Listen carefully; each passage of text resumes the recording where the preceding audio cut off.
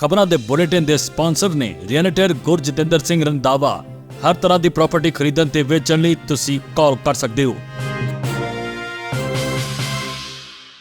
ਸਤਿ ਸ਼੍ਰੀ ਅਕਾਲ ਜੀ, ਤੁਸੀਂ ਦੇਖ ਰਹੇ ਹੋ ਪੰਜਾਬ ਮਿਲ USA TV ਤੇ ਮੈਂ ਸੁਰਭੀ। ਖਬਰਾਂ ਦੇ ਇਸ ਬੁਲੇਟਿਨ 'ਚ ਬਹੁਤ-ਬਹੁਤ ਸਵਾਗਤ। ਪੇਸ਼ ਆਨ ਦੇਸ਼ ਨਾਲ ਜੁੜੀਆਂ ਹੋਈਆਂ ਕੁਝ ਖਾਸ ਤੇ ਚੋਣਵੀਆਂ ਖਬਰਾਂ। ਅਮਰੀਕਾ ਵੱਲੋਂ ਸੈਂਕੜੇ ਭਾਰਤੀਆਂ ਦੇ ਵੀਜ਼ੇ ਹੋਏ ਰੱਦ। ਅਮਰੀਕਾ ਦੇ ਵੀਜ਼ਾ ਲਈ ਡਾਕੇ ਮਾਰਨ ਵਾਲੇ ਭਾਰਤੀਆਂ ਨੇ ਕਬੂਲਿਆ ਗੁਨਾਹ।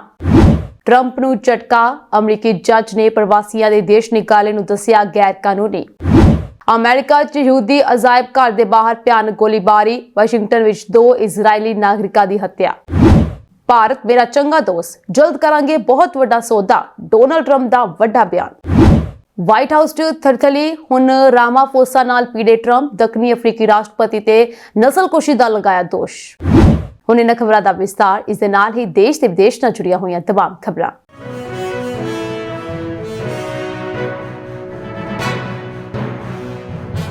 ਅਮਰੀਕਾ ਵਿੱਚ ਗੈਰ ਕਾਨੂੰਨੀ ਪ੍ਰਵਾਸੀਆਂ ਵਿਰੁੱਧ ਚੱਲ ਰਹੀ ਕਾਰਵਾਈ ਦਰਮਿਆਨ ਟਰੰਪ ਸਰਕਾਰ ਵੱਲੋਂ ਉਹਨਾਂ ਭਾਰਤੀ ਟਰੈਵਲ ਏਜੰਸੀਆਂ ਦੇ ਮਾਲਕਾਂ ਅਤੇ ਅਧਿਕਾਰੀਆਂ ਦੇ ਵੀਜ਼ੇ ਰੱਦ ਕੀਤੇ ਜਾ ਰਹੇ ਹਨ ਜਿਨ੍ਹਾਂ ਦੇ ਵੱਲੋਂ ਜਾਣਬੁੱਝ ਕੇ ਗੈਰ ਕਾਨੂੰਨੀ ਪ੍ਰਵਾਸ ਨੂੰ ਹੁਲਾਰਾ ਦਿੱਤਾ ਗਿਆ। ਵਿਦੇਸ਼ ਵਿਭਾਗ ਨੇ ਕਿਹਾ ਹੈ ਕਿ ਨਵੀਂ ਦਿੱਲੀ ਸਥਿਤ US ਅੰਬੈਸੀ ਦੇ ਕੌਂਸਲਰ ਸੇਵਾਵਾਂ ਅਤੇ ਡਿਪਲੋਮੈਟਿਕ ਸਿਕਿਉਰਿਟੀ ਸਰਵਿਸ ਵਿਭਾਗ ਵੱਲੋਂ ਪੂਰੇ ਭਾਰਤ ਵਿੱਚ ਇਮੀਗ੍ਰੇਸ਼ਨ ਸੇਵਾਵਾਂ ਮੁਹੱਈਆ ਕਰਵਾਉਣ ਵਾਲੀਆਂ ਫਰਮਾਂ ਅਤੇ ਮਨੁੱਖੀ ਤਸਕਰੀ ਦੇ ਧੰਦੇ ਵਿੱਚ ਸ਼ਾਮਲ ਟਰੈਵਲ ਏਜੰਸੀਆਂ ਦੀ ਸਰਗਰਮੀ ਨਾਲ ਸ਼ਨਾਖਤ ਕੀਤੀ ਗਈ ਹੈ। ਭਾਰਤੀ ਲੋਕਾਂ ਨੂੰ ਅਮਰੀਕਾ ਦੇ ਬਾਰਡਰ ਤੇ ਭੇਜਣ ਵਾਲੇ ਟਰੈਵਲ ਏਜੰਟਾਂ ਵਿਰੁੱਧ ਕਾਰਵਾਈ ਦਾ ਸਿਲਸਿਲਾ ਜਾਰੀ ਰਹੇਗਾ ਅਤੇ ਕੋਈ ਵੀ ਗੈਰ ਕਾਨੂੰਨੀ ਤਰੀਕੇ ਨਾਲ ਮੁਲਕ 'ਚ ਦਾਖਲ ਨਹੀਂ ਹੋ ਸਕਦਾ। ਵਿਦੇਸ਼ ਵਿਭਾਗ ਨੇ ਅੱਗੇ ਕਿਹਾ ਹੈ ਕਿ ਇਮੀਗ੍ਰੇਸ਼ਨ ਕਾਨੂੰਨ ਸਖਤੀ ਨਾਲ ਲਾਗੂ ਕੀਤੇ ਜਾ ਰਹੇ ਹਨ ਅਤੇ ਅਮਰੀਕਾ ਵਾਲਿਆਂ ਦੀ ਹਿਫਾਜ਼ਤ ਯਕੀਨੀ ਬਣਾਉਂਦਿਆਂ ਗੈਰ ਕਾਨੂੰਨੀ ਪ੍ਰਵਾਸੀਆਂ ਨੂੰ ਲਗਾਤਾਰ ਡਿਪੋਰਟ ਕਰਨ ਦਾ ਸਿਲਸਿਲਾ ਜਾਰੀ ਹੈ। ਦੱਸ ਦਈਏ ਕਿ ਟਰੰਪ ਸਰਕਾਰ ਕੋਲੰਬੀਆ ਦੇ ਰਾਸ਼ਟਰਪਤੀ ਗੁਸਤਾਵੋ ਪੈਟਰੋ ਸਣੇ ਕਈ ਕੌਮਾਂਤਰੀ ਆਗੂਆਂ ਦੇ ਵੀਜ਼ੇ ਰੱਦ ਕਰ ਚੁੱਕੇ ਹਨ। ਗੁਸਤਾਵੋ ਦਾ ਵੀਜ਼ਾ ਇਸ ਕਰਕੇ ਰੱਦ ਕੀਤਾ ਗਿਆ ਕਿਉਂਕਿ ਉਹਨਾਂ ਨੇ ਗੈਰ ਕਾਨੂੰਨੀ ਪ੍ਰਵਾਸੀਆਂ ਨਾਲ ਲੱਦੇ ਅਮਰੀਕਾ ਦੇ ਫੌਜੀ ਜਹਾਜ਼ਾਂ ਨੂੰ ਆਪਣੇ ਮੁਲਕ ਵਿੱਚ ਲੈਂਡ ਕਰਨ ਦੀ ਇਜਾਜ਼ਤ ਨਹੀਂ ਸੀ ਦਿੱਤੀ। ਸਿਰਫ ਇੰਨਾ ਹੀ ਨਹੀਂ, ਟਰੰਪ ਸਰਕਾਰ ਵੱਲੋਂ ਵਿਜ਼ਟਰ ਵੀਜ਼ਾ ਤੇ ਅਮਰੀਕਾ ਪੁੱਜੇ ਭਾਰਤੀਆਂ ਨੂੰ ਸਖਤ ਚੇਤਾਵਨੀ ਵੀ ਦਿੱਤੀ ਜਾ ਚੁੱਕੀ ਹੈ।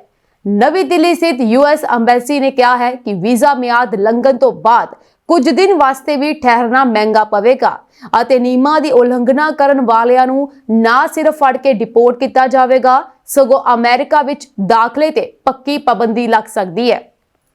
US ਅੰਬੈਸੀ ਦੀ ਇਹ ਚੇਤਾਵਨੀ ਅਜਿਹੇ ਸਮੇਂ ਆਈ ਹੈ ਜਦੋਂ ਅਮਰੀਕਾ ਦਾ ਸਿਟੀਜ਼ਨਸ਼ਿਪ ਅਤੇ ਇਮੀਗ੍ਰੇਸ਼ਨ ਸੇਵਾਵਾਂ ਵਿਭਾਗ ਆਖ ਚੁੱਕਿਆ ਹੈ ਕਿ ਗ੍ਰੀਨ ਕਾਰਡ ਹੋਣ ਦਾ ਮਤਲਬ ਡੈਪੋਰਟੇਸ਼ਨ ਤੋਂ ਬਚਣ ਦੀ ਗਾਰੰਟੀ ਨਹੀਂ ਹੈ। ਟਰੰਪ ਸਰਕਾਰ ਦਾ ਕਹਿਣਾ ਹੈ ਕਿ ਅਮਰੀਕਾ ਵਿੱਚ ਕਿਸੇ ਪ੍ਰਵਾਸੀਆਂ ਦਾ ਆਉਣਾ ਇੱਕ ਸਹੂਲਤ ਹੈ, ਨਾ ਕਿ ਕੋਈ ਹੱਕ। ਸੋ ਹਿੰਸਾ, ਅੱਤਵਾਦ ਜਾਂ ਹੋਰ ਗੈਰ ਕਾਨੂੰਨੀ ਸਰਗਰਮੀਆਂ ਵਿੱਚ ਸ਼ਾਮਲ ਪ੍ਰਵਾਸੀਆਂ ਨੂੰ ਸਿੱਧੇ ਤੌਰ ਤੇ ਡਿਪੋਰਟ ਕੀਤਾ ਜਾਵੇਗਾ। ਇਮੀਗ੍ਰੇਸ਼ਨ ਅਤੇ ਕਸਟਮ ਇਨਫੋਰਸਮੈਂਟ ਵਾਲੇ ਹੁਣ ਤੱਕ 2 ਲੱਖ ਤੋਂ ਵੱਧ ਪ੍ਰਵਾਸੀਆਂ ਨੂੰ ਡਿਪੋਰਟ ਕਰ ਚੁੱਕੇ ਹਨ ਅਤੇ $1,000 ਲੈ ਕੇ ਸੈਲਫ ਡਿਪੋਰਟ ਹੋਣ ਵਾਲਿਆਂ ਦੇ ਜਹਾਜ਼ਾਂ ਨੇ ਵੀ ਉਡਾਰੀ ਭਰਨੀ ਸ਼ੁਰੂ ਕਰ ਦਿੱਤੀ ਹੈ। ਬੀਤੇ ਦਿਨੀ ਫਲੋਰੀਡਾ ਵਿਖੇ ਛਾਪੇ ਦੌਰਾਨ 780 ਪ੍ਰਵਾਸੀਆਂ ਨੂੰ ਕਾਬੂ ਕੀਤਾ ਗਿਆ ਜਿਨ੍ਹਾਂ ਵਿੱਚੋਂ ਜ਼ਿਆਦਾਤਰ ਅਪਰਾਧਕ ਪਿਛੋਕੜ ਵਾਲੇ ਦੱਸੇ ਜਾ ਰਹੇ ਹਨ। ਹੁਣ ਭਾਰਤੀ ਟਰੈਵਲ ਏਜੰਸੀਆਂ ਤੇ ਸਖਤੀ ਰਾਹੀਂ ਟਰੰਪ ਸਰਕਾਰ ਯਕੀਨੀ ਬਣਾਉਣਾ ਚਾਹੁੰਦੀ ਹੈ ਕਿ ਗੈਰ ਕਾਨੂੰਨੀ ਪ੍ਰਵਾਸ ਪੂਰੀ ਤਰ੍ਹਾਂ ਰੋਕ ਦਿੱਤਾ ਜਾਵੇ ਅਤੇ ਮੈਕਸੀਕੋ ਦੇ ਬਾਰਡਰ ਤੇ ਤੈਨਾਤ ਫੌਜ ਨੂੰ ਹਟਾਉਣ ਦਾ ਮੌਕਾ ਮਿਲ ਸਕੇ। ਸੋ ਟਰੰਪ ਦੇ ਸੱਤਾ ਸੰਭਾਲਣ ਵੇਲੇ ਅਮਰੀਕਾ ਵਿੱਚ ਡੈਪੋਰਟੇਸ਼ਨ ਦਾ ਸਾਹਮਣਾ ਕਰ ਰਹੇ ਭਾਰਤੀਆਂ ਦੀ ਗਿਣਤੀ 18,000 ਦੱਸੀ ਗਈ, ਪਰ ਇਨ੍ਹਾਂ ਵਿੱਚੋਂ ਕੁਝ ਸੈਂਕੜਿਆਂ ਨੂੰ ਹੀ ਦੇਸ਼ ਨਿਕਾਲਾ ਦਿੱਤਾ ਜਾ ਸਕਿਆ। ਅਮਰੀਕਾ ਦੇ U ਵੀਜ਼ਾ ਲਈ ਫਰਜ਼ੀ ਡਾਕੇ ਮਾਰਨ ਅਤੇ ਇਮੀਗ੍ਰੇਸ਼ਨ ਧੋਖਾਧੜੀ ਦੇ ਮਾਮਲਿਆਂ ਵਿੱਚ ਘਿਰੇ 2 ਭਾਰਤੀ ਨਾਗਰਿਕਾਂ ਵਿੱਚੋਂ ਇੱਕ ਨੇ ਗੁਨਾਹ ਕਬੂਲ ਕਰ ਲਿਆ ਜਦਕਿ ਦੂਜਾ 22 ਮਈ ਨੂੰ ਗੁਨਾਹ ਕਬੂਲ ਕਰ ਸਕਦਾ ਹੈ। ਅਦਾਲਤੀ ਦਸਤਾਵੇਜ਼ਾਂ ਮੁਤਾਬਕ ਰਾਮਪਾਈ ਪਟੇਲ ਅਤੇ ਬਲਵਿੰਦਰ ਸਿੰਘ ਨੇ ਸਟੋਰ ਮਾਲਕਾਂ ਦੀ ਮਿਲੀਭਗਤ ਨਾਲ ਘੱਟੋ-ਘੱਟ 9 ਡਾਕੇ ਮਾਰੇ। ਡਾਕੇ ਦੀਆਂ ਵਾਰਦਾਤਾਂ 2023 ਵਿੱਚ ਸ਼ੁਰੂ ਹੋਈਆਂ ਅਤੇ ਹਰ ਵਾਰ ਸਟੋਰ ਦੇ ਮੁਲਾਜ਼ਮ ਲੁਟੇਰਿਆਂ ਦੇ ਫਰਾਰ ਹੋਣ ਤੋਂ 5 ਮਿੰਟ ਬਾਅਦ ਪੁਲਿਸ ਨੂੰ ਕਾਲ ਕਰਦੇ। ਅਸਲ ਵਿੱਚ ਇਨ੍ਹਾਂ ਵਾਰਦਾਤਾਂ ਦੀ ਸਾਜ਼ਿਸ਼ ਸਟੋਰ ਮੁਲਾਜ਼ਮਾਂ ਨੂੰ U ਵੀਜ਼ਾ ਦਿਵਾਉਣ ਲਈ ਘੜੀ ਗਈ ਜਿਨ੍ਹਾਂ ਵੱਲੋਂ ਰਾਮਪਾਈ ਅਤੇ ਬਲਵਿੰਦਰ ਸਿੰਘ ਨੂੰ $20,000 ਤੱਕ ਅਦਾਇਗੀ ਕੀਤੀ ਗਈ। ਅਮਰੀਕਾ ਦੇ ਇਮੀਗ੍ਰੇਸ਼ਨ ਨਿਯਮਾਂ ਮੁਤਾਬਕ ਕਿਸੇ ਸਟੋਰ ਤੇ ਡਾਕਾ ਪੈਣ ਦੀ ਸੂਰਤ ਵਿੱਚ ਉੱਥੇ ਕੰਮ ਕਰਦੇ ਮੁਲਾਜ਼ਮਾਂ ਨੂੰ ਮਾਨਸਿਕ ਜਾਂ ਸਰੀਰਕ ਤੌਰ ਤੇ ਪੀੜਿਤ ਮੰਨਿਆ ਜਾਂਦਾ ਹੈ ਅਤੇ 4 ਸਾਲ ਤੱਕ ਮੁਲਕ ਵਿੱਚ ਰਹਿਣ ਦੀ ਇਜਾਜ਼ਤ ਮਿਲ ਜਾਂਦੀ ਹੈ।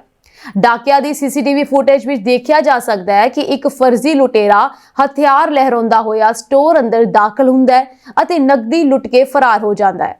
ਫਰਜ਼ੀ ਡਾਕੇ ਵਾਸਤੇ ਸਟੋਰ ਵਰਤਨ ਦੇ ਈਵਜ਼ ਵਿੱਚ ਰਾਮਪਾਈ ਪਟੇਲ ਵੱਲੋਂ ਸਟੋਰ ਮਾਲਕ ਨੂੰ ਅਦਾਇਗੀ ਕੀਤੀ ਜਾਂਦੀ ਸੀ ਅਤੇ ਮੁਲਾਜ਼ਮ ਯੂ ਵੀਜ਼ਾ ਵਾਸਤੇ ਅਰਜ਼ੀ ਦਾਇਰ ਕਰ ਦਿੰਦੇ। ਰਾਮਪਾਈ ਪਟੇਲ ਨੂੰ ਨਿਊਯਾਰਕ ਦੇ ਕੁਈਨਜ਼ ਇਲਾਕੇ ਅਤੇ ਬਲਵਿੰਦਰ ਸਿੰਘ ਨੂੰ ਸਿਆਟਲ ਤੋਂ ਗ੍ਰਿਫਤਾਰ ਕੀਤਾ ਗਿਆ। ਇਨ੍ਹਾਂ ਵਿਰੁੱਧ ਬੋਸਟਨ ਦੀ ਅਦਾਲਤ ਵਿੱਚ ਮੁਕੱਦਮਾ ਚੱਲ ਰਿਹਾ ਹੈ ਅਤੇ 5 ਸਾਲ ਤੱਕ ਦੀ ਸਜ਼ਾ ਅਤੇ $2.5 ਲੱਖ ਤੱਕ ਜੁਰਮਾਨਾ ਹੋ ਸਕਦਾ ਹੈ।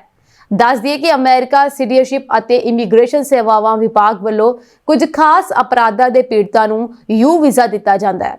ਇਹ ਵੀਜ਼ਾ ਸਾਲ 2000 ਵਿੱਚ ਆਰੰਭ ਕੀਤਾ ਗਿਆ ਅਤੇ ਇਸ ਦਾ ਮੁੱਖ ਮਕਸਦ ਹਿੰਸਾ ਪੀੜਤਾਂ ਨੂੰ ਰਾਹਤ ਦੇਣਾ ਸੀ, ਪਰ ਕੁਝ ਸ਼ਾਤਰ ਦਿਮਾਗ ਵਾਲੇ ਲੋਕਾਂ ਨੇ ਇਸ ਦਾ ਨਾਜਾਇਜ਼ ਫਾਇਦਾ ਉਠਾਉਣਾ ਸ਼ੁਰੂ ਕਰ ਦਿੱਤਾ। ਨਿਊਯਾਰਕ ਦੇ ਵਸਨੀਕ ਰਾਮਪਾਈ ਪਟੇਲ ਨੇ ਬੋਸਟਨ ਦੇ ਜ਼ਿਲ੍ਹਾ ਜੱਜ ਦੀ ਅਦਾਲਤ ਵਿੱਚ ਵੀਜ਼ਾ ਫਰੋਡ ਦੀ ਸਾਜ਼ਿਸ਼ ਦਾ ਦੋਸ਼ ਪ੍ਰਵਾਨ ਕਰ ਲਿਆ, ਜਿਸ ਨੂੰ ਸਜ਼ਾ ਦਾ ਐਲਾਨ 20 ਅਗਸਤ ਨੂੰ ਕੀਤਾ ਜਾਵੇਗਾ। ਮੈਸੇਚਿਉਸੇਟਸ ਦੀ ਅਦਾਲਤ ਵਿੱਚ ਦਾਇਰ ਦਸਤਾਵੇਜ਼ਾਂ ਮੁਤਾਬਕ ਫਰਜ਼ੀ ਡਾਕਿਆਂ ਦੇ ਇਸ ਮਾਮਲੇ ਦੀ ਪੜਤਾਲ ਫੈਡਰਲ ਬਿਊਰੋ ਆਫ ਇਨਵੈਸਟੀਗੇਸ਼ਨ ਅਤੇ ਇਮੀਗ੍ਰੇਸ਼ਨ ਵਿਭਾਗ ਵੱਲੋਂ ਪੈਂਸਿਲਵੇਨੀਆ, ਕੈਂਟਕੀ ਅਤੇ ਟੈਨੈਂਸੀ ਦੀਆਂ ਲਾਅ ਇਨਫੋਰਸਮੈਂਟ ਏਜੰਸੀਆਂ ਦੀ ਮਦਦ ਨਾਲ ਕੀਤੀ ਗਈ। ਅਮਰੀਕਾ ਦੇ ਇੱਕ ਸੰਘੀ ਜੱਜ ਨੇ ਆਪਣੇ ਫੈਸਲੇ ਵਿੱਚ ਕਿਹਾ ਹੈ ਕਿ ਦੱਖਣੀ ਸੁਡਾਨ ਵਿੱਚ ਪ੍ਰਵਾਸੀਆਂ ਨੂੰ ਦੇਸ਼ ਨਿਕਾਲਾ ਦੇਣਾ ਗੈਰ ਕਾਨੂੰਨੀ ਸੀ ਅਤੇ ਅਮਰੀਕੀ ਅਧਿਕਾਰੀਆਂ ਨੂੰ ਉਹਨਾਂ ਨੂੰ ਆਪਣੇ ਨਿਯੰਤਰਣ ਵਿੱਚ ਰੱਖਣਾ ਚਾਹੀਦਾ ਹੈ। ਮੈਸੇਚਿਉਸੇਟਸ ਵਿੱਚ ਅਮਰੀਕੀ ਜ਼ਿਲ੍ਹਾ ਜੱਜ ਬ੍ਰਾਇਨ ਈ ਮਰਫੀ ਨੇ ਇਸ ਮਾਮਲੇ ਵਿੱਚ ਐਮਰਜੈਂਸੀ ਸੁਣਵਾਈ ਦਾ ਹੁਕਮ ਦਿੱਤਾ ਹੈ। ਪ੍ਰਵਾਸੀਆਂ ਦੀ ਨੁਮਾਇੰਦਗੀ ਕਰ ਰਹੇ ਵਕੀਲ ਨੇ ਪਹਿਲਾਂ ਇੱਕ ਅਦਾਲਤੀ ਦਸਤਾਵੇਜ਼ ਵਿੱਚ ਕਿਹਾ ਸੀ ਕਿ ਮਿਆਂਮਾਰ ਅਤੇ ਵੀਅਤਨਾਮ ਸਮੇਤ ਕਈ ਦੇਸ਼ਾਂ ਦੇ 12 ਲੋਕਾਂ ਨੂੰ ਮੰਗਲਵਾਰ ਸਵੇਰੇ ਅਫਰੀਕਾ ਭੇਜਿਆ ਜਾ ਸਕਦਾ ਹੈ। ਗ੍ਰਹਿ ਸੁਰੱਖਿਆ ਵਿਭਾਗ ਨੇ ਇਸ ਮਾਮਲੇ ਤੇ ਤੁਰੰਤ ਕੋਈ ਟਿੱਪਣੀ ਨਹੀਂ ਕੀਤੀ। ਪ੍ਰਵਾਸੀਆਂ ਦੇ ਵਕੀਲਾਂ ਨੇ ਅਦਾਲਤੀ ਦਸਤਾਵੇਜ਼ਾਂ ਵਿੱਚ ਕਿਹਾ ਹੈ ਕਿ ਡੋਨਾਲਡ ਟਰੰਪ ਪ੍ਰਸ਼ਾਸਨ ਨੇ ਮਿਆਂਮਾਰ ਅਤੇ ਵੀਅਤਨਾਮ ਦੇ ਲੋਕਾਂ ਨੂੰ ਦੱਖਣੀ ਸੁਡਾਨ ਭੇਜਣਾ ਸ਼ੁਰੂ ਕਰ ਦਿੱਤਾ ਹੈ, ਭਾਵੇਂ ਕਿ ਅਦਾਲਤ ਦੇ ਹੁਕਮਾਂ ਦੇ ਬਾਵਜੂਦ ਲੋਕਾਂ ਨੂੰ ਦੂਜੇ ਦੇਸ਼ਾਂ ਵਿੱਚ ਭੇਜਣ ਤੇ ਪਾਬੰਦੀ ਲਗਾਈ ਗਈ ਹੈ। ਉਸਨੇ ਇੱਕ ਜੱਜ ਨੂੰ ਦੱਸਿਆ ਕਿ ਇਮੀਗ੍ਰੇਸ਼ਨ ਅਧਿਕਾਰੀਆਂ ਨੇ ਕਈ ਦੇਸ਼ਾਂ ਤੋਂ 12 ਲੋਕਾਂ ਨੂੰ ਅਫਰੀਕਾ ਭੇਜ ਦਿੱਤਾ ਹੋ ਸਕਦਾ ਹੈ। ਸੋ ਵਕੀਲਾਂ ਨੇ ਕਿਹਾ ਕਿ ਇਹ ਦੇਸ਼ ਨਿਕਾਲੇ ਅਦਾਲਤ ਦੇ ਹੁਕਮਾਂ ਦੀ ਉਲੰਘਣਾ ਕਰਦੇ ਹਨ। ਅਦਾਲਤ ਦੇ ਹੁਕਮ ਵਿੱਚ ਕਿਹਾ ਗਿਆ ਹੈ ਕਿ ਲੋਕਾਂ ਨੂੰ ਆਪਣਾ ਪੱਖ ਪੇਸ਼ ਕਰਨ ਦਾ ਪੂਰਾ ਮੌਕਾ ਦਿੱਤਾ ਜਾਣਾ ਚਾਹੀਦਾ ਹੈ ਕਿ ਉਹਨਾਂ ਨੂੰ ਆਪਣੀ ਮਾਤ ਭੂਮੀ ਤੋਂ ਬਾਹਰ ਕਿਸੇ ਦੇਸ਼ ਵਿੱਚ ਭੇਜਣ ਨਾਲ ਉਹਨਾਂ ਦੀ ਸੁਰੱਖਿਆ ਨੂੰ ਖਤਰਾ ਹੋਵੇਗਾ। ਅਮਰੀਕਾ ਦੀ ਰਾਜਧਾਨੀ ਵਾਸ਼ਿੰਗਟਨ ਡੀਸੀ ਵਿੱਚ ਬੁੱਧਵਾਰ ਰਾਤ ਕਰੀਬ 9 ਵਜੇ ਦੇ ਕਰੀਬ ਯਹੂਦੀ ਮਿਊਜ਼ੀਅਮ ਦੇ ਬਾਹਰ ਇਜ਼ਰਾਈਲੀ ਦੂਤਾਵਾਸ ਦੇ 2 ਕਰਮਚਾਰੀਆਂ ਦੀ ਗੋਲੀ ਮਾਰ ਕੇ ਹੱਤਿਆ ਕਰ ਦਿੱਤੀ ਗਈ। ਇਹ ਘਟਨਾ ਸ਼ਹਿਰ ਦੇ ਭੀੜ-ਭਾੜ ਵਾਲੇ ਇਲਾਕੇ ਵਿੱਚ ਹੋਈ, ਜਿੱਥੇ ਕਈ ਮਿਊਜ਼ੀਅਮ, ਸਰਕਾਰੀ ਦਫ਼ਤਰ ਅਤੇ FBI ਦਾ ਦਫ਼ਤਰ ਵੀ ਸਥਿਤ ਹੈ। BBC ਦੀ ਇੱਕ ਰਿਪੋਰਟ ਮੁਤਾਬਕ ਮਾਰੇ ਗਏ ਲੋਕਾਂ ਵਿੱਚ ਇੱਕ ਮਰਦ ਅਤੇ ਇੱਕ ਔਰਤ ਸ਼ਾਮਲ ਹਨ। ਘਟਨਾ ਵੇਲੇ ਦੋਵੇਂ ਕਰਮਚਾਰੀ ਕੈਪੀਟਲ ਯਹੂਦੀ ਮਿਊਜ਼ੀਅਮ ਤੋਂ ਬਾਹਰ ਨਿਕਲ ਰਹੇ ਸਨ। ਅਮਰੀਕਾ ਦੀ ਹੋਮਲੈਂਡ ਸੁਰੱਖਿਆ ਮੰਤਰੀ ਕ੍ਰਿਸਟੀ ਨੋਏਮ ਨੇ ਕਿਹਾ ਹੈ ਕਿ ਇਹ ਹਮਲਾ ਇੱਕ ਟਾਰਗੇਟ ਕਿਲਿੰਗ ਵਾਂਗ ਹੈ। ਫਿਲਹਾਲ ਹਮਲਾਵਰ ਦੀ ਤਲਾਸ਼ ਜਾਰੀ ਹੈ। ਉਹਨਾਂ ਲੋਕਾਂ ਨੂੰ ਪੀੜਤਾਂ ਲਈ ਅਰਦਾਸ ਕਰਨ ਦੀ ਅਪੀਲ ਵੀ ਕੀਤੀ ਹੈ। ਸੰਯੁਕਤ ਰਾਸ਼ਟਰ ਵਿੱਚ ਇਜ਼ਰਾਈਲ ਦੇ ਰਾਜਦੂਤ ਡੈਨੀ ਡੈਨਨ ਨੇ ਇਸ ਹਮਲੇ ਨੂੰ ਯਹੂਦੀ ਵਿਰੋਧੀ ਆਤੰਕਵਾਦ ਦੱਸਿਆ। ਉਹਨਾਂ ਨੇ ਕਿਹਾ ਕਿ ਇਹ ਪੂਰੇ ਯਹੂਦੀ ਸਮੁਦਾਇ ਤੇ ਕੀਤਾ ਗਿਆ ਹਮਲਾ ਹੈ। ਉਹਨਾਂ ਨੇ ਅਮਰੀਕਾ ਤੋਂ ਦੋਸ਼ੀਆਂ ਖਿਲਾਫ ਸਖਤ ਕਾਰਵਾਈ ਕਰਨ ਦੀ ਅਪੀਲ ਵੀ ਕੀਤੀ ਹੈ। ਅਮਰੀਕੀ ਰਾਸ਼ਟਰਪਤੀ ਡੋਨਾਲਡ ਟਰੰਪ ਨੇ ਇੱਕ ਵਾਰ ਫਿਰ ਭਾਰਤ ਅਤੇ ਪਾਕਿਸਤਾਨ ਵਿਚਕਾਰ ਹੋਈ ਜੰਗਬੰਦੀ ਦਾ ਕ੍ਰੈਡਿਟ ਲਿਆ। ਉਹਨਾਂ ਨੇ ਦਾਅਵਾ ਕੀਤਾ ਕਿ ਉਹਨਾਂ ਨੇ ਵਪਾਰਕ ਗੱਲਬਾਤ ਰਾਹੀਂ ਦੋਵਾਂ ਦੇਸ਼ਾਂ ਵਿਚਕਾਰ ਤਣਾਅ ਘਟਾਉਣ ਵਿੱਚ ਮਹੱਤਵਪੂਰਨ ਭੂਮਿਕਾ ਨਿਭਾਈ। ਹਾਲਾਂਕਿ ਭਾਰਤ ਨੇ ਟਰੰਪ ਦੇ ਇਨ੍ਹਾਂ ਦਾਅਵਿਆਂ ਨੂੰ ਪਹਿਲਾਂ ਹੀ ਪੂਰੀ ਤਰ੍ਹਾਂ ਰੱਦ ਕਰ ਦਿੱਤਾ ਸੀ ਅਤੇ ਨਾਲ ਹੀ ਕਿਹਾ ਸੀ ਕਿ ਜੰਮੂ ਕਸ਼ਮੀਰ ਨਾਲ ਸੰਬੰਧਿਤ ਕੋਈ ਵੀ ਮੁੱਦਾ ਭਾਰਤ ਅਤੇ ਪਾਕਿਸਤਾਨ ਵਿਚਕਾਰ ਦੁਵੱਲੇ ਤੌਰ ਤੇ ਹੱਲ ਕੀਤਾ ਜਾਵੇਗਾ। ਵਾਈਟ ਹਾਊਸ ਵਿੱਚ ਦੱਖਣੀ ਅਫਰੀਕਾ ਦੇ ਰਾਸ਼ਟਰਪਤੀ ਸਿਰਿਲ ਰਾਮਾਫੋਸਾ ਨਾਲ ਬੈਠਕ ਦੌਰਾਨ ਟਰੰਪ ਨੇ ਕਿਹਾ, ਅਸੀਂ ਪਾਕਿਸਤਾਨ ਅਤੇ ਭਾਰਤ ਨਾਲ ਮਿਲ ਕੇ ਉਹਨਾਂ ਵਿਚਾਲੇ ਪੈਦਾ ਹੋਏ ਤਣਾਅ ਨੂੰ ਹੱਲ ਕਰ ਲਿਆ ਹੈ ਅਤੇ ਮੈਨੂੰ ਲੱਗਦਾ ਹੈ ਕਿ ਮੈਂ ਇਸ ਮਾਮਲੇ ਨੂੰ ਟ੍ਰੇਡ ਜ਼ਰੀਏ ਹੱਲ ਕੀਤਾ ਹੈ। ਸੋ ਅਸੀਂ ਭਾਰਤ ਪਾਕਿਸਤਾਨ ਨਾਲ ਇੱਕ ਵੱਡਾ ਸੌਦਾ ਕਰ ਰਹੇ ਹਾਂ। ਅਸੀਂ ਕੁਝ ਚੰਗਾ ਕੀਤਾ ਹੈ। ਪਾਕਿਸਤਾਨ ਕੋਲ ਵੀ ਕੁਝ ਮਹਾਨ ਲੋਕ ਅਤੇ ਕੁਝ ਸੱਚਮੁੱਚ ਚੰਗੇ ਨੇਤਾ ਹਨ, ਪਰ ਭਾਰਤ ਦੇ ਪ੍ਰਧਾਨ ਮੰਤਰੀ ਮੋਦੀ ਮੇਰੇ ਦੋਸਤ ਹਨ, ਉਹ ਇੱਕ ਮਹਾਨ ਵਿਅਕਤੀ ਹਨ। ਟਰੰਪ ਨੇ ਦਾਅਵਾ ਕੀਤਾ ਕਿ ਉਹਨਾਂ ਦੀ ਵਿਚੋਲਗੀ ਕਾਰਨ ਦੋਵਾਂ ਦੇਸ਼ਾਂ ਨੇ ਜੰਗਬੰਦੀ ਨੂੰ ਸਵੀਕਾਰ ਕਰ ਲਿਆ ਹੈ। ਦਰਅਸਲ ਭਾਰਤ ਨੇ ਪਹਿਲਗਾਮ ਅੱਤਵਾਦੀ ਹਮਲੇ ਦੇ ਜਵਾਬ ਵਿੱਚ ਆਪਰੇਸ਼ਨ ਸਿੰਦੂਰ ਸ਼ੁਰੂ ਕੀਤਾ ਸੀ।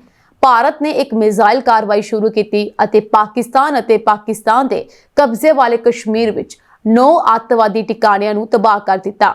ਇਸ ਤੋਂ ਬਾਅਦ ਘਬਰਾਏ ਹੋਏ ਪਾਕਿਸਤਾਨ ਨੇ ਅੰਤਰਰਾਸ਼ਟਰੀ ਸਰਹੱਦ ਤੇ ਗੋਲੀਬਾਰੀ ਕੀਤੀ ਅਤੇ ਭਾਰਤੀ ਸਰਹੱਦ ਤੇ ਡਰੋਨ ਹਮਲਾ ਕਰਨ ਦੀ ਕੋਸ਼ਿਸ਼ ਕੀਤੀ, ਜਿਸ ਨੂੰ ਭਾਰਤੀ ਹਵਾਈ ਰੱਖਿਆ ਪ੍ਰਣਾਲੀ ਨੇ ਹਵਾ ਵਿੱਚ ਹੀ ਨਸ਼ਟ ਕਰ ਦਿੱਤਾ।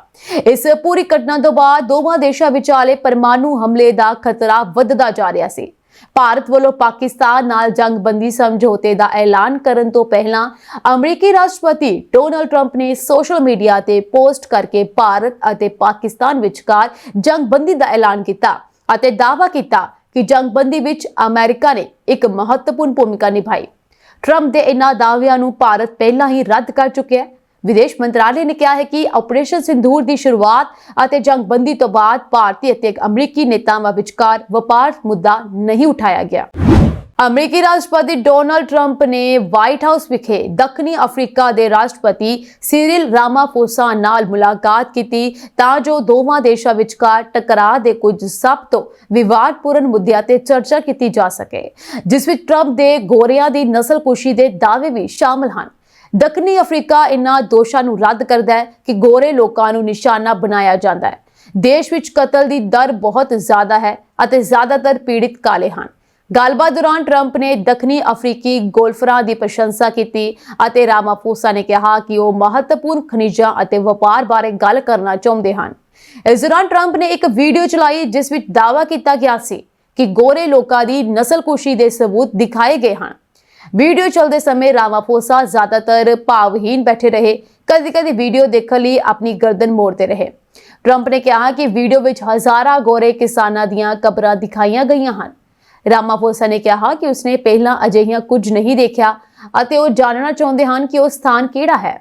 ਫਿਰ ਟਰੰਪ ਨੇ ਉਹਨਾਂ ਲੇਖਾਂ ਦੀਆਂ ਛਪੀਆਂ ਕਾਪੀਆਂ ਦਿਖਾਈਆਂ ਜਿਨ੍ਹਾਂ ਬਾਰੇ ਉਹਨਾਂ ਨੇ ਕਿਹਾ ਸੀ ਕਿ ਕਤਲ ਕੀਤੇ ਗਏ ਗੋਰੇ ਦੱਖਣੀ ਅਫਰੀਕੀ ਲੋਕ ਦਿਖਾਏ ਗਏ ਸਨ। ਸੋ ਅਮਰੀਕਾ ਨੇ ਕਤਰ ਸਰਕਾਰ ਤੋਂ $400 ਮਿਲੀਅਨ ਦੇ ਬੋਇੰਗ 747 ਜਹਾਜ਼ ਨੂੰ ਤੋਹਫੇ ਵਜੋਂ ਰਸਮੀ ਤੌਰ ਤੇ ਸਵੀਕਾਰ ਕਰ ਲਿਆ ਹੈ। ਰੱਖਿਆ ਵਿਭਾਗ ਦੇ ਬੁਲਾਰੇ ਨੇ ਇਸ ਦੀ ਪੁਸ਼ਟੀ ਕੀਤੀ ਹੈ। ਹਾਲ ਹੀ ਵਿੱਚ ਇੱਕ ਖਬਰ ਆਈ ਸੀ ਕਿ ਕਤਰ ਨੇ ਅਮਰੀਕੀ ਰਾਸ਼ਟਰਪਤੀ ਡੋਨਾਲਡ ਟਰੰਪ ਨੂੰ ਇੱਕ ਬੋਇੰਗ 747 ਜਹਾਜ਼ ਤੋਹਫੇ ਵਜੋਂ ਦੇਣ ਦੀ ਪੇਸ਼ਕਸ਼ ਕੀਤੀ ਹੈ। ਟਰੰਪ ਨੇ ਇਹ ਵੀ ਕਿਹਾ ਕਿ ਕਤਰ ਵੱਲੋਂ ਜਹਾਜ਼ ਦੀ ਪੇਸ਼ਕਸ਼ ਨੂੰ ਠੁਕਰਾਉਣਾ ਮੂਰਖਤਾ ਹੋਵੇਗੀ, ਜਿਸ ਦੀ ਵਰਤੋਂ ਅਮਰੀਕਾ ਦੇ 에ਅਰ ਫੋਰਸ 1 ਵਜੋਂ ਕੀਤੀ ਜਾਵੇਗੀ। ਇਸ ਤੋਂ ਬਾਅਦ ਉਹਨਾਂ ਨੇ ਸਾਊਦੀ ਅਰਬ ਅਤੇ ਕਤਰ ਦਾ ਦੌਰਾ ਕੀਤਾ। ਅਮਰੀਕੀ ਰੱਖਿਆ ਵਿਭਾਗ ਪੈਂਟਾਗਨ ਦੇ ਬੁਲਾਰੇ ਸੀਨ ਪਾਰਨੇਲ ਨੇ ਬੁੱਧਵਾਰ ਨੂੰ ਇੱਕ ਬਿਆਨ ਵਿੱਚ ਕਿਹਾ ਕਿ ਰੱਖਿਆ ਮੰਤਰੀ ਨੇ ਸੰਘੀ ਨਿਯਮਾਂ ਅਨੁਸਾਰ ਕਤਰ ਤੋਂ ਬੋਇੰਗ 747 ਵਿਕੋਣ ਸਵੀਕਾਰ ਕਰ ਲਿਆ ਹੈ। ਕੈਨੇਡਾ ਦੇ ਵਿੱਚ ਚੱਲਦੇ ਟਰੱਕਾਂ ਦੇ ਪਹੀਏ ਖੁੱਲਣ, ਹਿੱਟ ਐਂਡ ਰਨ ਅਤੇ ਟਰੈਕਟਰ ਤੇ ਖੇਤਾਂ ਵੱਲ ਜਾ ਰਹੇ ਕਿਸਾਨ ਦੀ ਰੇਲ ਗੱਡੀ ਨਾਲ ਟੱਕਰ ਦੇ ਮਾਮਲੇ ਸਾਹਮਣੇ ਆਏ ਹਨ।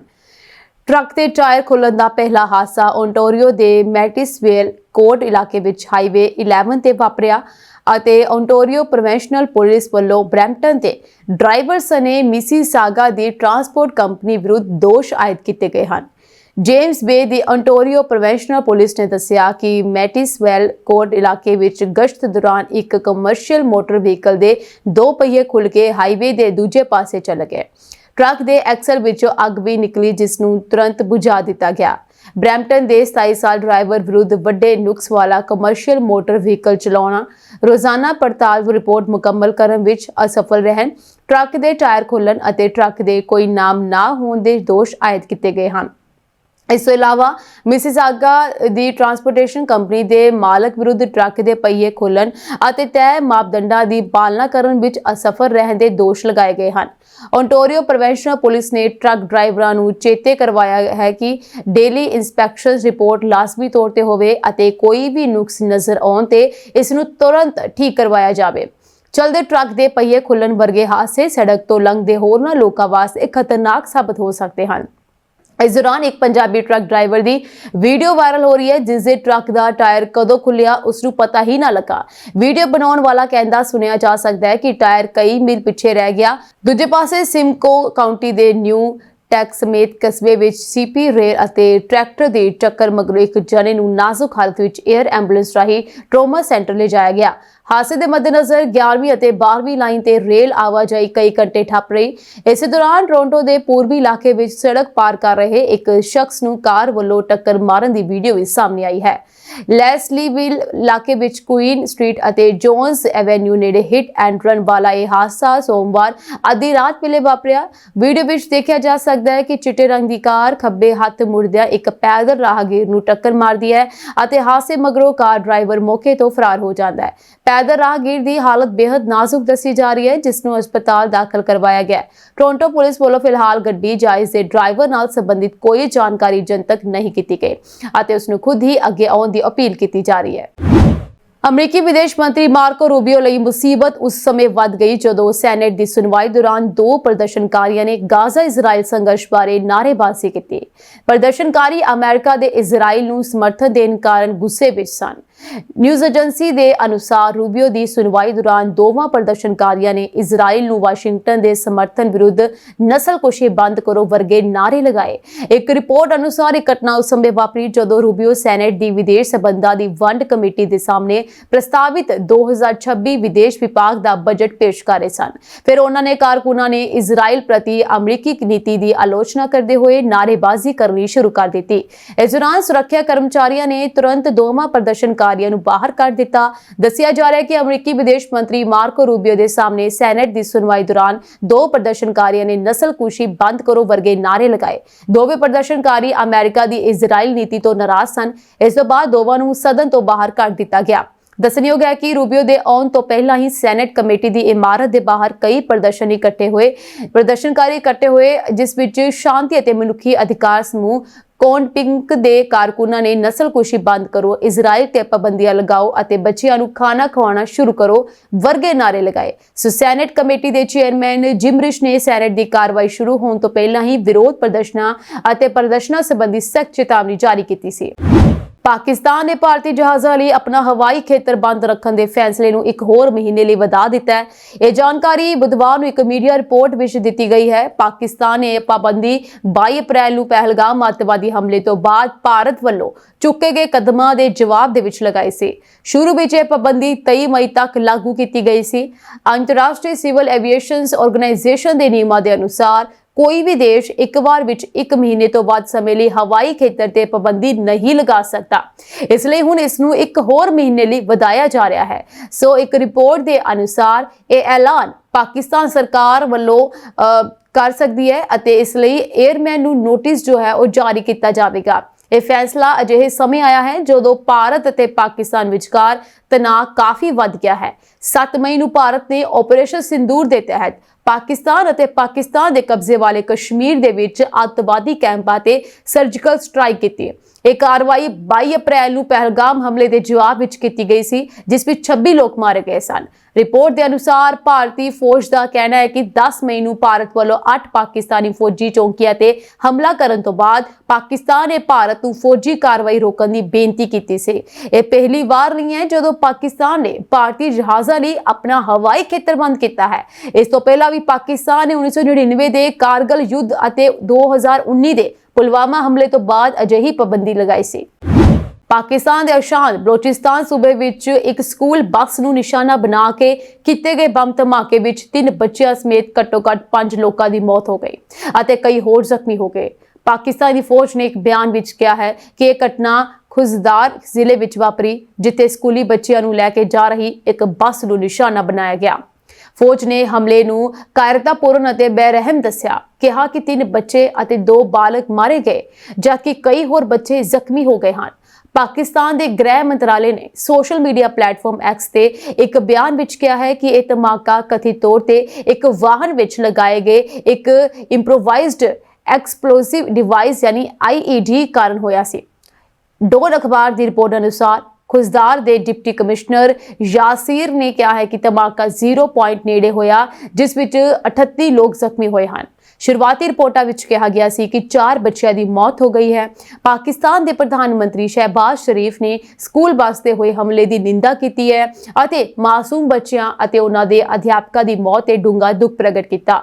ਉਹਨਾਂ ਨੇ ਹਮਲਾਵਰਾਂ ਦੀ ਪਛਾਣ ਕਰਨ ਅਤੇ ਉਹਨਾਂ ਨੂੰ ਨਿਆਂ ਦੇ ਕਟਹਿਰੇ ਵਿੱਚ ਲਿਆਉਣ ਦੇ ਨਿਰਦੇਸ਼ ਦਿੱਤੇ ਹਨ। ਪਾਕਿਸਤਾਨ ਦੇ ਗ੍ਰਹਿ ਮੰਤਰੀ ਮੋਹਸਿਨ ਨਕਵੀ ਨੇ ਇਸ ਘਟਨਾ ਦੀ ਸਖਤ ਨਿੰਦਾ ਕੀਤੀ ਹੈ।